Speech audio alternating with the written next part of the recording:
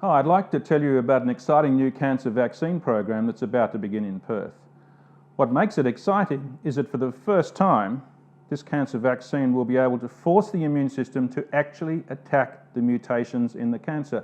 All cancers are caused by mutations, and this has only become possible because through the Human Genome Project, we've been able to crack the code of cancer cells. So this vaccine will force the immune system to just attack the cancer, not attack the normal cells. So it should be safer, we think more effective, or certainly add value to current treatments. And after all cancers are caused by mutations, so it should be widely applicable to many cancers. It'll also be cheaper and more user-friendly, be able to be used in rural areas and regional areas. So if you're interested in cancer and would like to know more about this treatment and how perhaps you can help, please continue to watch. Let me tell you two things about cancer. The first is that there's a good chance that somebody you love will get or has already gotten the heartbreaking news that they have cancer. It's something I have to do regularly, break bad news to patients and their relatives, and it's one of the most poignant things a doctor can do. The second thing is that once that cancer has spread, there's less than a 20% chance that the patient will still be alive 5 years later, and that's for most of the common cancers. You can see here that the 5-year survival of cancer that has spread, that is metastatic cancer, is very low, whether it's lung, stomach, kidney, colon or ovary. That's why more than 8 million people die every year around the world, despite the best of modern treatment. We need new treatments, and today I'd like to talk to you about an exciting possibility being developed here in Perth of a treatment that's quite different and could improve the survival of cancer patients. This new treatment that we are developing is called ATTAC Cancer, and the strategy is really simply to wake up the body's immune system to mount an attack, and that attack will be focused totally on the mutations, a bit like a laser-guided missile, only at the cancer cell. Let me explain how this works. Shown here is a purple cancer cell, and the orange cell is an immune attack cell, or also known as a killer cell, and you can see that it's reaching over the cancer cell, a bit like an octopus with poisonous tentacles. And it kills that cancer cell. How does it do that? How does it know that it's a cancer cell? It knows it's a cancer cell because all cancers have mutations. And the best way to kill a cancer cell is for this immune attack cell to recognize those mutations. And obviously, normal cells don't have them, which is why the immune attack is focused only on the cancer cell. Any mutation that is seen by the immune system is known as an antigen, and that's why this is called Antigen-Targeted Therapy Against Cancer, or ATTAC. How does it do the killing? Well, when the killer cell attaches to this cancer cell by recognizing the mutations, poisonous granules, shown here in blue, cross the killer cell to where the cancer cell is. They release their poisonous toxins into the cancer cell dies, and then the killer cell goes off to kill another cancer cell.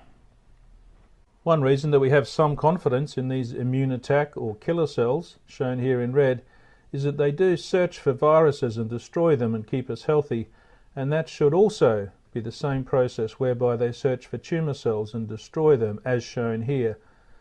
Although these killer cells are like soldiers, why don't they kill their targets? Why do patients actually get cancer?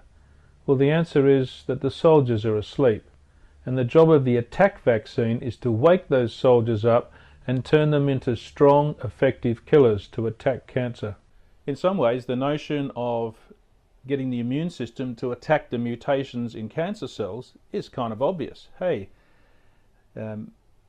all the healthy cells will be left alone, the cancer cells will be attacked, and because all cancers are caused by mutations, this could be applicable to all cancers. So why hasn't it been done before? Well, the truth is, it's really difficult technology, and we're fortunate to have one of the best teams in the world doing this. This is a team, it's hubbed out of Perth, but we have collaborators elsewhere. Let me introduce you to them.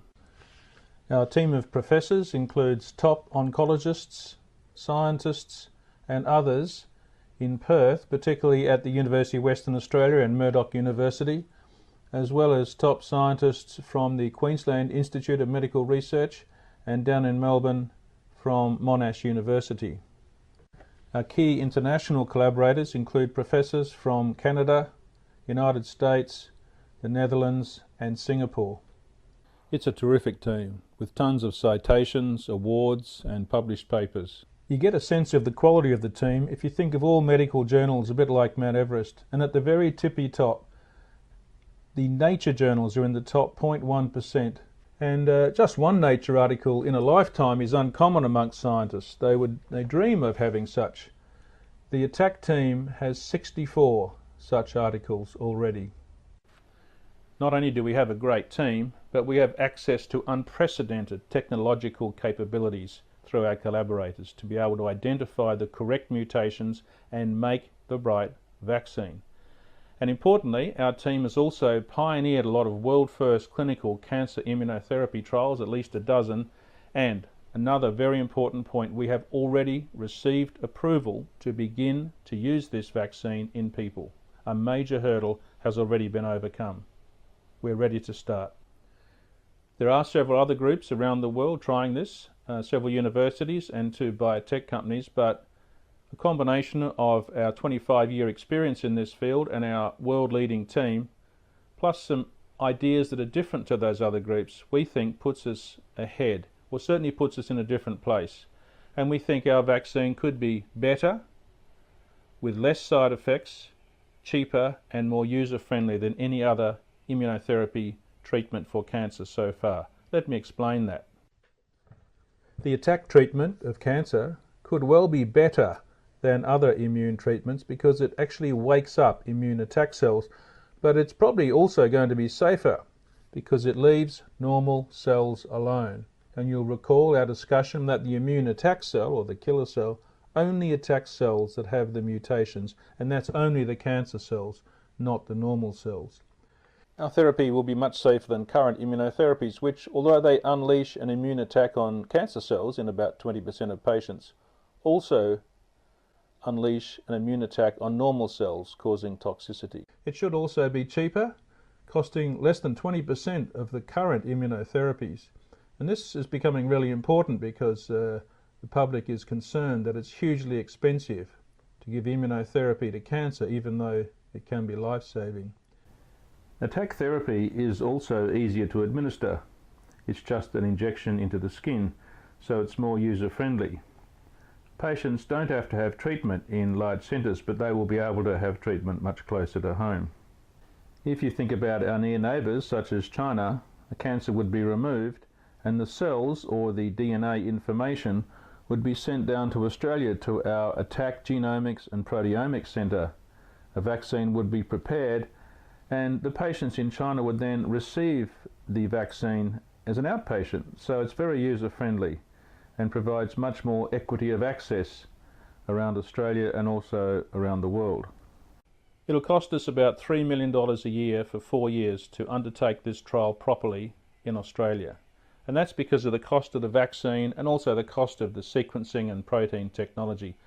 Now that's a total of $12 million spread over 4 years. But to put it in context, both of the 2 biotech companies that I've mentioned already, they are capitalised to well over $100 million each. So this is actually quite a cheap way of potentially developing a treatment for cancer that could be very, very applicable. We began by talking about what it's like for me as a doctor to break the bad news to patients that they have cancer, and that's really my motivating force, and that's why I am so passionate and excited about this ATTAC Cancer clinical trial possibility. It's hard not to get sad when I break the bad news to patients and sit there as they cry. In fact, it's hard for me sometimes not to cry.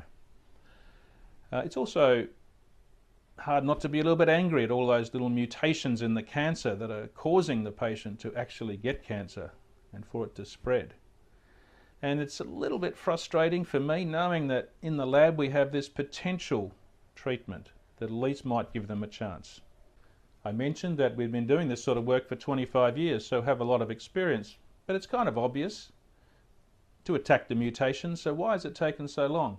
Well, really needed the Human Genome Project and the technology developed from that to enable us to crack the genetic code of cancer cells to identify the exact mutations that each patient has. And each patient has a different set of mutations. We made a commitment to undertake that sort of work, which was a huge commitment. It's technically demanding, which is why most people in the world can't do it. And I still remember the evening when two young scientists came into my office with the results of an experiment, a little plastic plate, little blue dots, that confirmed straight away that we had cracked this technology and we could identify mutations and identify the immune attack on those mutations. And that first experiment became the first description of any immune attack against a mutation in a cancer cell induced by a natural human carcinogen. So we've come a long way. We've overcome a lot of obstacles. We've changed our mind quite a bit, but now we are ready to start treating patients. I don't know for sure if it's going to work. I think there's a reasonable chance, but like all these treatments, you don't know for sure. There's only actually been one case published where this sort of treatment was tried. Here is a patient with lung cancer. The scan shows the white cancer cells, outlined in red here to make it easier, in February. The patient underwent a peptide vaccine similar to what we are proposing, and you can see that by May, a lot of the tumour, indeed most of it, had disappeared. Overall, I'd rate it at about a 50% chance that this kind of treatment will be clinically useful, probably in combination with other treatments. But failure to me would be to not try. Now look, as much as I don't like asking for money, I have come to realise that nothing like this can progress unless money is available. So I do ask you, if you are interested in cancer and interested in helping us develop this whole new and I think exciting approach to cancer, that you'll at least consider donating to this program. Details are below here in terms of further documentation and where you can contact somebody in order to make a donation. All donations, of course, are tax deductible.